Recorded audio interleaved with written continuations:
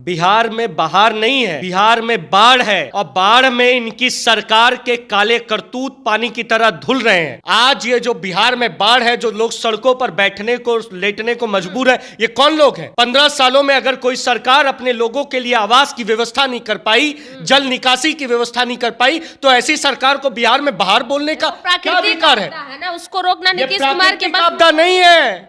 बिहार में जो बाढ़ आई है ये प्राकृतिक आपदा नहीं है, ये बिहार के नेताओं की भ्रष्ट और भ्रष्टाचार की आपदा है। मेरा बिहार बाढ़ के अंदर बह रहा है और ये सब अपने ऑफिसों के अंदर में एसी का हवा खा रहे हैं।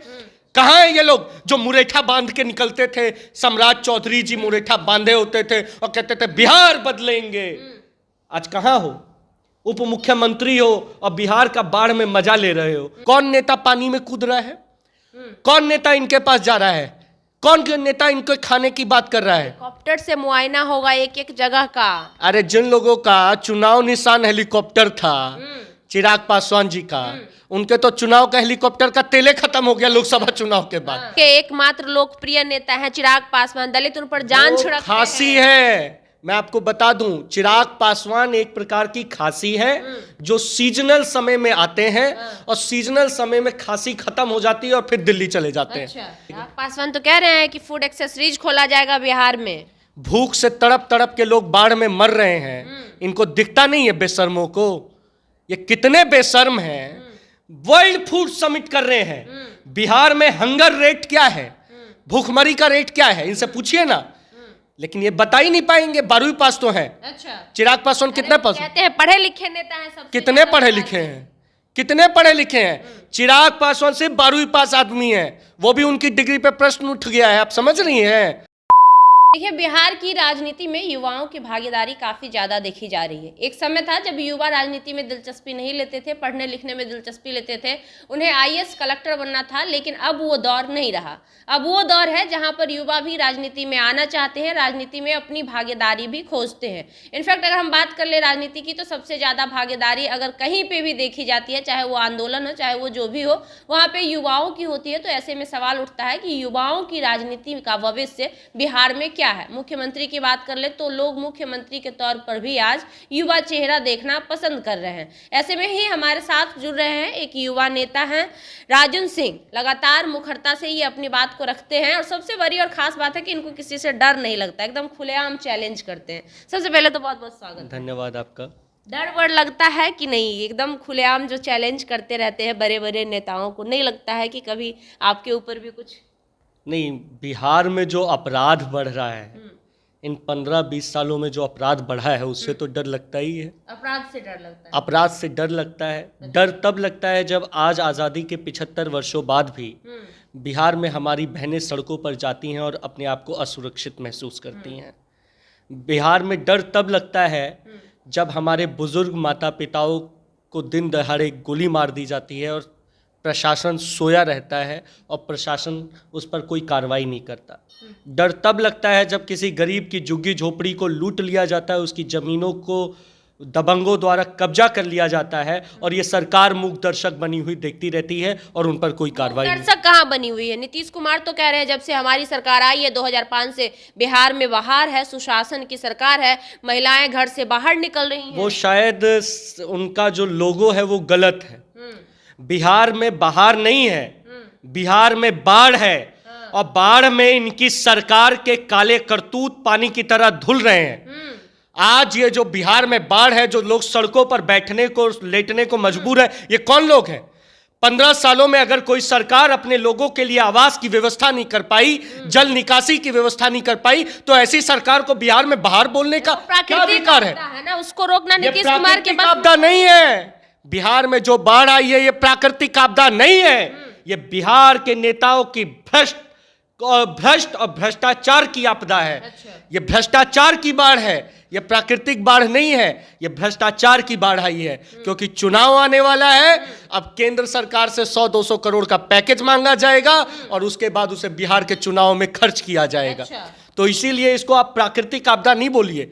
बड़ी बात कह रहे हैं। हाँ, देखिएगा जो आज बिहार में बाढ़ आई है, कौन नेता पानी में कूद रहा है?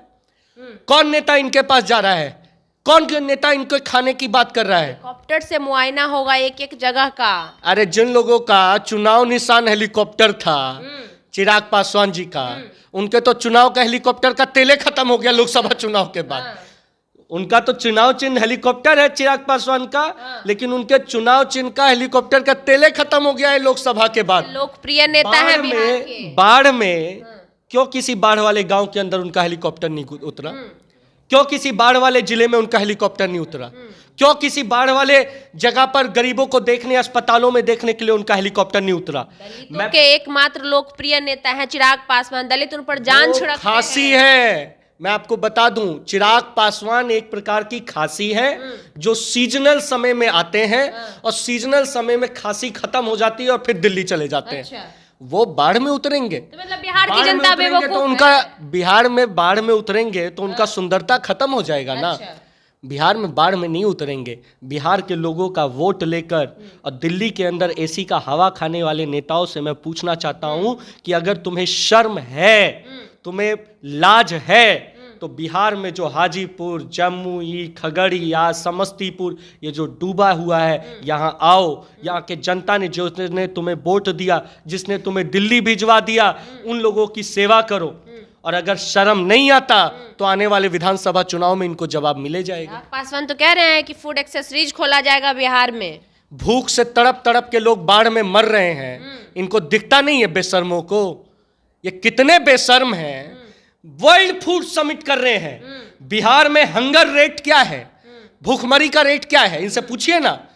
लेकिन ये बता ही नहीं पाएंगे। 12वीं पास तो है। अच्छा। चिराग पासवान कितने पास? कहते हैं पढ़े लिखे नेता हैं सब। कितने पढ़े लिखे हैं? कितने पढ़े लिखे हैं? चिराग पासवान सिर्फ 12वीं पास आदमी है, वो भी उनकी डिग्री पे प्रश्न उठ गया है। आप समझ रही हैं? वो 12वीं पास तो एक दिन आए हम लोगों के साथ बिहार, वो तो कहते हैं बिहार फर्स्ट, बिहारी फर्स्ट। मैं तो 2-2, 3-3 बार बोला कि एक दिन बैठिए, डिबेट कीजिए, क्या बिहार के लिए आपका रोड मैप टिकिएगा। चिराग पासवान के सामने हैट्रिक मारे, हैट्रिक 5-5 तो बात सही है। हम लोग सोना का गुल्ली लेके रामविलास जी के यहाँ पैदा नहीं हुए तो हम लोग कहाँ से टिकेंगे? गांव गरीबी, किसान के मजदूर के यहाँ पे जन्मे, गाय गोबर किसान को देखा, गांव के अंदर में खेले कूदे, गांव की मिट्टी में लेटाए, और उसके बाद आज बिहार में हम लोग अपने लोगों की अस्मिता, अपने स्वाभिमान की लड़ाई लड़ रहे हैं। हम लोग छम्मक छल्लो गिलहरी और कंगना रनौत के साथ हम लोगों की दोस्ती नहीं है, तो हम लोग उनके सामने कहाँ से टिकेंगे? उनके सामने टिकना तो मुश्किल बात ही है। दलितों के एक अच्छे नेता माने जाते हैं, वो हो गए मांझी जीतन राम मांझी जी हो गए। दलितों को कह रहे जीतन राम मांझी जी को तो जो डिपार्टमेंट मिला है, आप कह रहे हैं लघु उद्योग लगाएंगे बिहार में। आदरणीय जीतन राम मांझी जी से मैं निवेदन करूंगा, आप बिहार के मुख्यमंत्री रहे हैं, बिहार में उस समाज के मुख्यमंत्री रहे हैं जिसको लोग साथ बिठाना पसंद नहीं करता था। एक बहुत बड़ी जिम्मेदारी आपको मिली है, लेकिन आज आप जिन लोगों के साथ हैं, आपको समझना चाहिए कि आपकी पहली जो भूमिका है वो बिहार के लोगों के लिए। सरकार की गोद में बैठकर इतना मरहूम हो जाना, ये कहीं से भी नैतिकता की बात मतलब अब आपको लग रहा है कि सरकार की गोद में बैठकर वो मरहूम हो गए। एक समय था आपने भी उन्हें ज्वाइन किया था। हाँ, तो हम लोग तो आदरणीय, हम लोग जीतन राम मांझी जी के बड़े प्रशंसक हैं। जीतन राम मांझी जी के इतने बड़ा प्रशंसक, मुझसे बड़ा प्रशंसक तो कोई नहीं होगा, क्योंकि वो बिहार में गरीबों की आवाज थे। जिन लोगों को मूस खाने के लिए मुसहर कहा जाता था, माझी कहा जाता था, जिनको लोग नौकरी नहीं देते थे, गांव में खेतीहारी में मजदूरी कराते थे, उस समाज का एक बेटा जीतन राम मांझी प्रदेश का मुख्यमंत्री बना। हम लोगों को गर्व है, मैं गर्व करता हूं। लेकिन हम लोगों को यह भी समझना चाहिए कि आज अगर वो सरकार की गोद में बैठकर और उसी समाज को भूल रहे हैं, तो हम लोग उनको क्रिटिसाइज भी करेंगे। भूल रहे हैं आपको लगता है? तो भूल ही रहे हैं। आज कौन है बिहार में बाढ़ में? मेरा बिहार बाढ़ के अंदर बह रहा है और ये सब अपने ऑफिसों के अंदर में एसी का हवा खा रहे हैं। कहाँ है ये लोग जो मुरेठा बांध के निकलते थे? सम्राट चौधरी जी मुरेठा बांधे होते थे और कहते थे बिहार बदलेंगे। आज कहाँ हो? उप मुख्यमंत्री हो और बिहार का बाढ़ में मजा ले रहे हो। यही बिहार है, यही इसी की लड़ाई लड़ते हो।